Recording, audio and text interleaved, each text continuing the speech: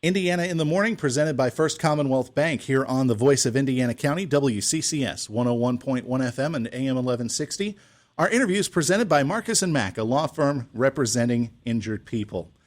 It seems like the digital world we live in can get overwhelming at times, and while some devices are meant to save us a little bit of time and a little bit of stress, could we be actually getting stressed out because of those devices? Joining us now is a speaker, author, and nationally recognized mental health expert, Maja Kazazic. And Maja, it is great to talk to you this morning here on Indiana in the Morning. Thank you for having me. So we've been living essentially in this time of COVID. We've been living most of our life in a digital world. We've been working remotely from home a lot of times. We've been sometimes having game nights from home, online using video chats programs, but all this digital content probably comes at a cost to our mental health as well. Oh, absolutely. It was a problem before a pandemic, and I think pandemic had actually made it worse because it forced us to actually rely on the digital platforms even more so. And what's happening now is we're kind of coming back to the real life. People have been working from home, and back before then, we had sort of a stopping time where we knew once the work was finished, whether it was 5, 6, 7 o'clock at night, we would come home, we would reconnect with our people, our families, even to ourselves, do something different. But now, as people are working from home, we're constantly staying on a digital platforms. We're not disconnecting. We're not connecting with real people. We're not connecting with ourselves. We have sort of blurred out and blown up all the boundaries, which is actually creating a lot of stressors and addiction in a lot of people. I can relate to this in some form because whenever the COVID-19 pandemic hit, a lot of the places that I go to cover our meetings for our news schedule have switched to virtual meetings over Zoom, over Google, whatever. And I noticed that I was kind of getting into it seemed like a bit of a lull trying to continue on with digital meetings night after night. So overload is definitely possible. So but talk about the importance of trying to balance the digital life that we have been forced to lead over the last few months, over the last year and a half, with getting back now into the real world and maintaining touch that way and trying to keep that all balanced. Well, it's really what happens is we've all sort of developed this addiction, whether we realize it or not, to digital platforms. It's what happens is in our mind, we create chemicals that make us happy. You know, whenever you go to Facebook or you go to TikTok and look at certain videos and get connected, you get the little kind of hit of dopamine that you really enjoy. Mm-hmm. So you start missing it after a while. So what we need to do is we need to balance that out. This addiction we need to stop. And the best way to do that is prioritize self-care. And to do that is creating a time, space for yourself, saying that from this hour, I will disconnect. What I do personally is once a month I pick a day where I do not carry my phone with me for 24 hours. Mm-hmm. It's a really, really interesting test to see how addicted you really are to the technology. And that's something that I think everybody should practice, limiting yourself to a certain period where you will practice self-care, reconnect with your family, and same thing also with the children. We need to start implementing parental controls, and not just parental controls. A lot of parents put parental controls and say, well, I don't want them to watch mature content.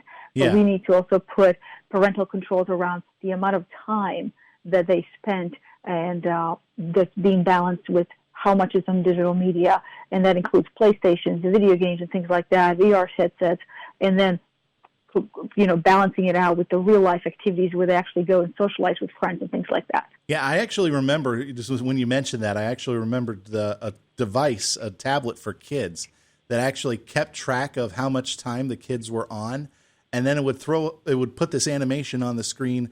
I need to work my brain. I need to get away from this. I'll see you later, or something like that. And trying to make it as humorous as they could for the kids, but there's a very serious side to that because, as we mentioned, overload can be pretty harmful. Talk about from the adult perspective, I mean, we've talked about it from the kids' perspective, but as adults, we're kind of expected, I think, to be able to handle this a little bit better. But really, have we been able to, as adults, be able to handle this better? Well, honestly, I don't think we've been. I think we've been lying to ourselves that we are handling it better. I think we're better explaining it to ourselves and justifying it. But I think at the end of the day, we're human, and when those dopamine hits come in on a regular basis, we get addicted. I mean, this speaks definitely to our primal brain, and we're reacting to it. What we're not realizing is this: it's like this slow addiction to that's been happening that we're not stopping. And I think for every adult to test out and leave their phone for 24 hours, I challenge anyone here to leave their phone for 24 hours. Go talk to your people. I understand some people might have kids and things like that, and there are ways to get around that and plan it. But select a period of time to handle it, and that will tell you really clearly how addicted you really are. So I personally do not believe that as adults we have handled it as good as we could have. We're talking with Maja Kazazic, who is a speaker, author, and nationally recognized mental health expert. We're talking about being overwhelmed in our digital world these days and the fact that it has been multiplied through the COVID-19 pandemic, with people forced to work remotely, forced to work a lot on computers and through video chats and things like that. Maja, is there room? I've actually held some game nights, some trivia nights with my friends over video chat. Is there room, I guess, in this self-care diet, if you to just have fun, to do a game night like that where you're still interacting with people, even though it isn't in a face-to-face way? But is that a healthy thing, to just have a night where you don't have to worry about work, you don't have to worry about commitments, you just go out there, you just talk with your friends or play games? Absolutely, and that there is certainly benefits to technology, and I enjoy it. Personally, I have purchased a VR headset for myself and for my nieces who live in Maryland. I live in Florida, and it's a way for me to stay connected to them. So we do get online and we do play games, and that's a wonderful, wonderful thing.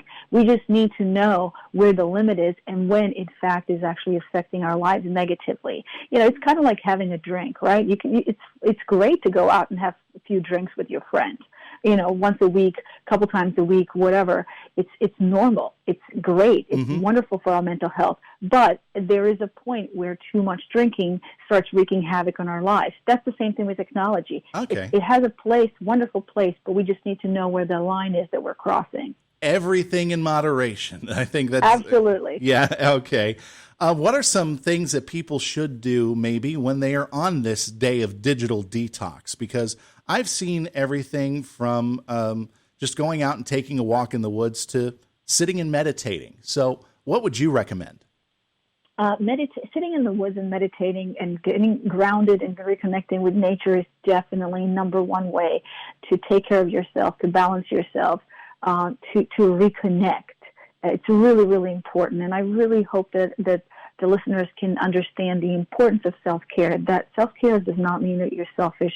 It's crucial. In order for us to help anyone, we have to take care of ourselves first. That's number one thing. The second thing that I would add on to that is two more things that I would add. One is the turning off notifications, right?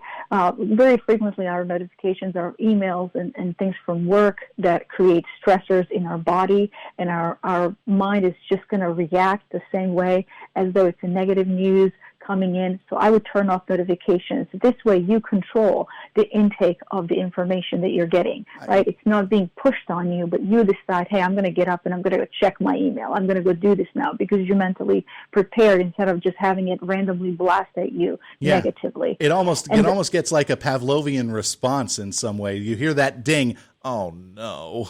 Yep. And what it does, it turns our fight or flight response, because we're always thinking it's something negative, because my boss emailed or called and I got to make that phone call, or maybe it's my client, something like that. So you just have this response, and your body has this visceral response. So I would recommend turning off notifications. And the second thing that I would recommend also add to the meditation or reconnecting to the nature is actually becoming a processor, becoming a person that when you take the information in from news, from media, from anywhere, that you actually process the information and differentiate between what's fact and what's an opinion. Because there are a lot of facts that are interesting, but there are a lot of opinions that are negative. Right. And I think we need to differentiate between those two, so when the information does come in, we're not overwhelming ourselves. Okay, Maja, it said in your bio that you are an author. I want to give you a chance to plug your latest book. What is the title of your latest book? Well, actually, the latest book that I'm working on is not quite out published yet, but it's called "Is Your Life Worth It?" and it's making meaning on your life, finding a purpose, and living a meaningful life that's actually worth living. All right, and when will that be ready to go? That should be ready sometime next year, towards the middle of the year. All right, Maja, we'll look forward to it. Maja Kazazic, thank you very much for joining us here on Indiana in the Morning. All the best. Stay safe, stay sane, and thanks again. Thank you for having me.